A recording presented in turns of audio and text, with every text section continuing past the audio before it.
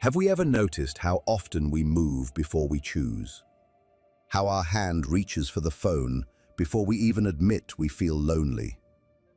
How we smile in a room that makes our chest tighten? How we say, "It's fine," while something in us is begging to be heard? It feels like decision. It feels like personality. It feels like, this is just who I am. But beneath that surface, beneath the story we tell ourselves, something else is moving. Something older than logic, quieter than thought, yet powerful enough to steer entire years of our life without asking permission. Freud called it the unconscious. Jung called it the personal unconscious and the shadow. Modern psychology calls it automatic processing. The label changes, but the experience doesn't. There is a hidden engine underneath our conscious mind, and it doesn't speak in sentences. It speaks in impulses, in tension, in cravings, in sudden certainty, in the strange feeling of, I don't know why I did that. And if we're honest, we've all felt it. The moment we watch ourselves repeat something we promised we wouldn't repeat. The moment we choose the same kind of relationship, the same kind of argument, the same kind of self-sabotage, like a loop that runs even while we're aware it's running. We can call it bad luck, or weakness, or I'm just not disciplined. But deep down we sense the truth. We are not only the captain, we are also the current. That's the paradox. We hold the wheel, but the road feels pre-written. We try to manage life with willpower, but the body moves on its own timeline. The mind makes a plan, then the nervous system pulls us somewhere else. And the unsettling question appears. If so much of our behavior happens without conscious choice, then what is actually driving us? In the next part, we'll go to where the code is written, before logic, before language, before we even knew we were learning.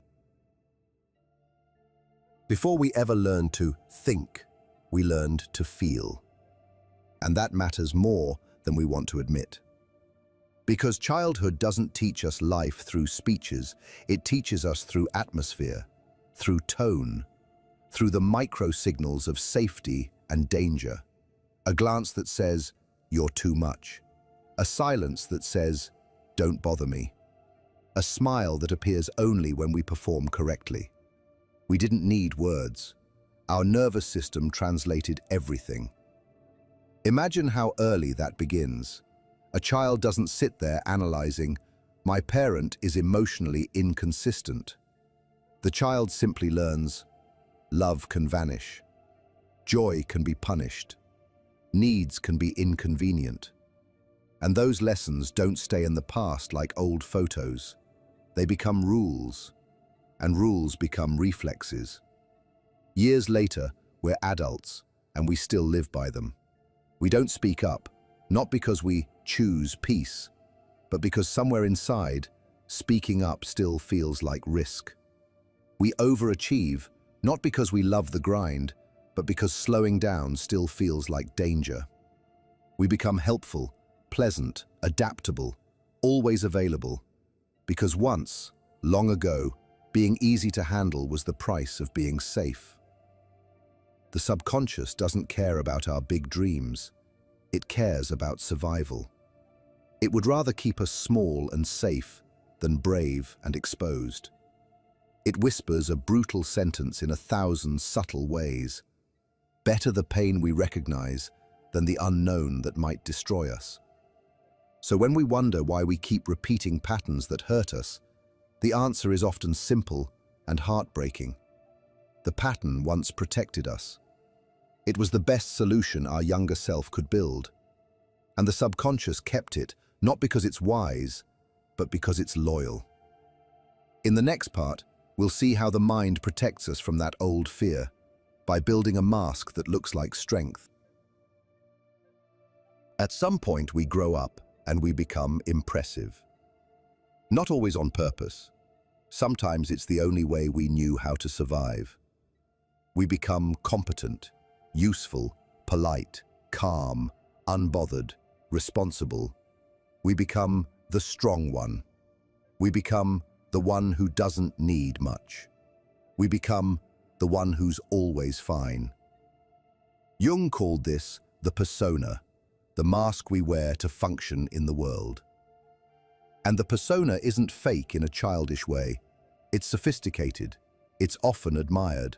It's the version of us that gets promoted, trusted, respected, liked. It knows how to read the room. It knows how to say the right thing. It knows how to keep the peace. It knows how to win approval without asking for it. But here's the danger. If we live inside the persona long enough, we forget it's a mask. We start to confuse performance with identity. We start to believe we are the role we play. And the cost is subtle at first. We feel a slight distance from ourselves, a quiet numbness, a restlessness we can't explain. Life looks right from the outside, but it doesn't feel like ours on the inside. That's when we start chasing external changes to fix internal disconnection. A new routine, a new relationship, a new city, a new era. But the same feeling follows, because the problem isn't the environment alone, it's the split, the gap between who we show and what we bury. The mask keeps us functioning, but sometimes it also keeps us from ourselves. In the next part, we'll face the most disturbing idea of all. The brain often decides before we decide. There's a reason it feels like we wake up halfway through our own behavior. Because in many cases we do. The brain is not a single spotlight of rational control. It's a layered system. And much of it operates before awareness arrives. Neuroscience has shown that the body prepares to act milliseconds before we report a conscious decision. The mind likes to believe it's the author, but often it's the narrator, explaining what has already begun. That's why habits feel automatic. That's why we drive a familiar route and barely remember the turns. That's why we open an app without thinking. That's why we react to a tone of voice before we even understand what was said. The subconscious mind speaks in speed. It doesn't wait for language. Freud used the iceberg image for a reason. The visible part, our conscious thoughts, is small. Beneath it is a vast mass, emotional memory, learned associations, protective reflexes, and the deep machinery of repetition. And this can sound depressing until we realize what it also means. It means we're not broken when willpower fails. We're patterned. It means our personality isn't always a moral achievement. It's often a choreography of old conditioning.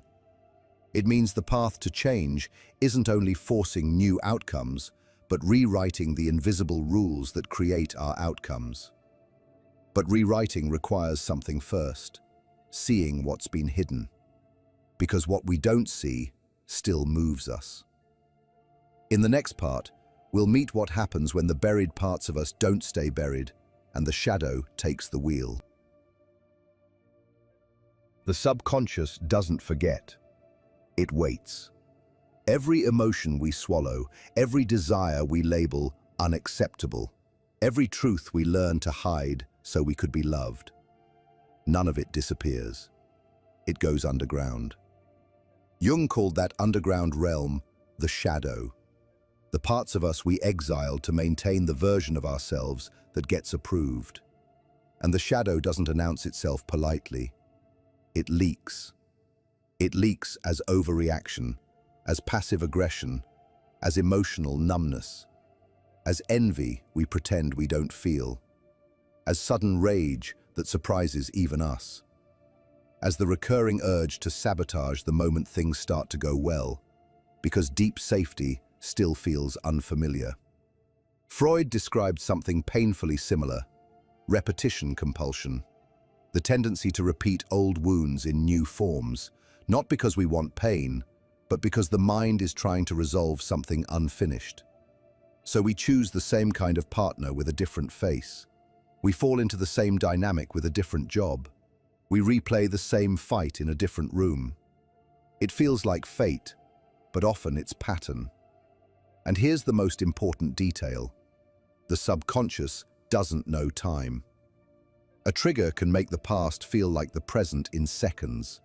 A certain tone of voice, a certain kind of silence, a certain look. And suddenly, we're not reacting to what's happening now. We're reliving what happened then.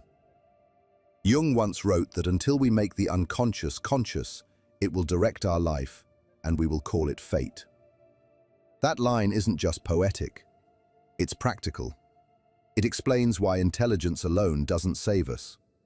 Knowledge helps, but awareness is what changes the steering wheel. In the next part, we'll widen the lens, because it isn't only our childhood that programs us. The world does too. Even if we healed every childhood wound, we would still have to face a new fact. The subconscious is not raised in isolation. It breathes with culture. The world teaches us what to desire and what to fear, often before we realize we're being taught. It repeats symbols until they become sacred. It shows us what success looks like. It trains our attention like a leash. It rewards certain masks and punishes certain truths. And it doesn't do it only through authority. It does it through repetition. Advertising doesn't merely sell products. It sells identity. If we buy this, we become this. And the subconscious, wired for association, absorbs the message until desire feels like instinct. A culture obsessed with productivity trains us to feel guilty when we rest. A culture addicted to comparison trains us to measure worth by reflection, by how we look in other people's eyes. Even language can become a cage.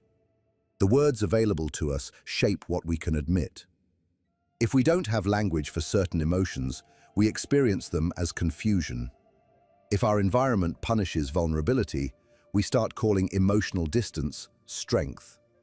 If our environment praises being needed, we start calling self-erasure love. And then there's the fear of solitude, the social fear that makes belonging feel like oxygen. Jung spoke of collective patterns, the way groups can move as if under a shared spell. Freud spoke of civilization and its pressures, how society asks us to trade instinct for acceptance. Both were pointing toward the same truth. We are shaped by the world, and much of that shaping happens beneath awareness. But recognition is power. Not rebellion for performance, recognition for freedom. We start to see the spell, and once we see it, we can choose. In the next part, we'll name the bill we pay for living this way, the silent cost of autopilot. There's a cost to being driven by hidden scripts. And the cost often looks normal, which makes it even more tragic. We can have a decent life on paper and still feel a quiet emptiness that no achievement touches. We can be busy all day and still feel like we didn't exist inside our own hours. We can be surrounded by people and still feel alone because we're present as the mask, not as the self. Psychology calls this emotional dissonance, the gap between what we show and what we feel. The smile while the nervous system screams, the yes while the body tightens, the productivity while the heart feels hollow. Over time, this split becomes exhaustion. We confuse tension for purpose. We confuse constant motion for meaning. We confuse survival for peace. And the subconscious keeps sending signals, dreams that ache, patterns that repeat, relationships that collapse under familiar weight. Yet we interpret them as bad luck, or that's just life, never realizing they're invitations back to wholeness. This is why burnout feels so empty. It's not only fatigue, it's the soul's protest against living as a performance. It's the moment we realize we've been building a life that impresses everyone except the one living it. And the strange thing is, even this suffering has a purpose. It forces the question to return. Who am I when I'm not trying to be acceptable? Who am I when I stop running? Who am I beneath the autopilot? In the next part, we'll stop analyzing and start listening, because the subconscious responds to attention, not control. Healing doesn't begin when we conquer the subconscious. It begins when we stop treating it like an enemy. The subconscious doesn't respond to force. It responds to attention. So we start small. We practice silence, not as a productivity hack, but as contact. We sit for a few minutes without drowning in distraction, and we let the mind bring up what it's been hiding. The worries, the images, the old memories that still have electricity in them, the feelings we keep outrunning. It's uncomfortable because we're not used to being with ourselves without performance.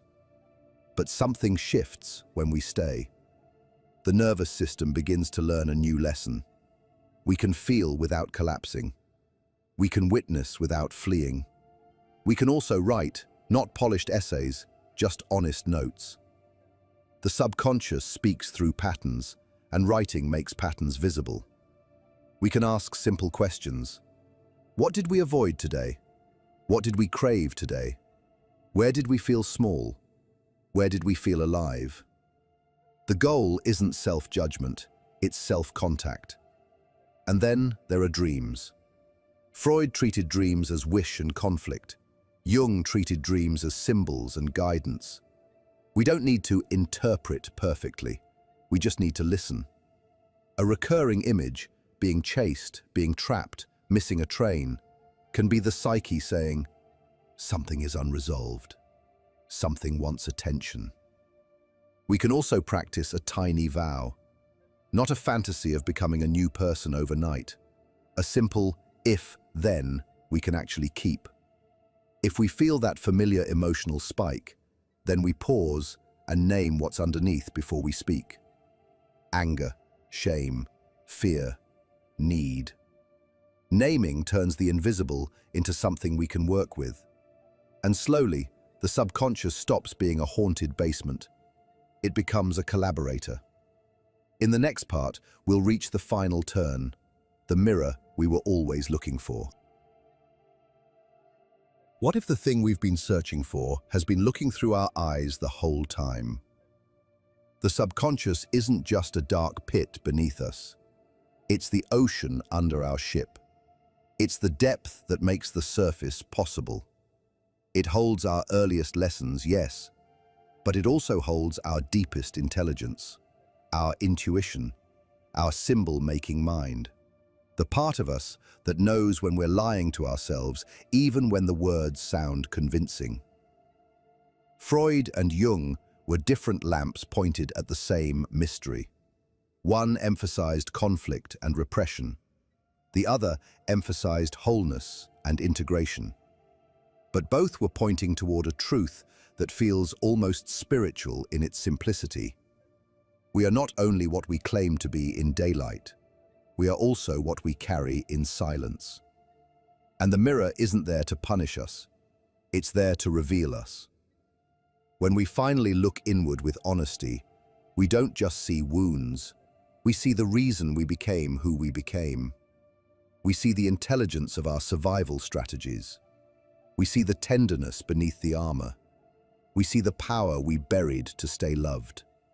We see the parts of us we exiled, not because they were wrong, but because they were inconvenient for someone else. And in that seeing, we begin to come home. So here's a simple prompt we can carry after this. What is one pattern we keep calling personality that is actually protection? And what would change if we offered that protection a new definition of safety? If this episode hit something real, write down the one word that describes what we felt most: fear, grief, relief, anger, longing, and keep it. That word is a doorway. And in the next episode, We'll go even deeper into how to rewire these hidden patterns in daily life without turning our healing into another performance. Because what we've been searching for has been quietly searching through our eyes the whole time.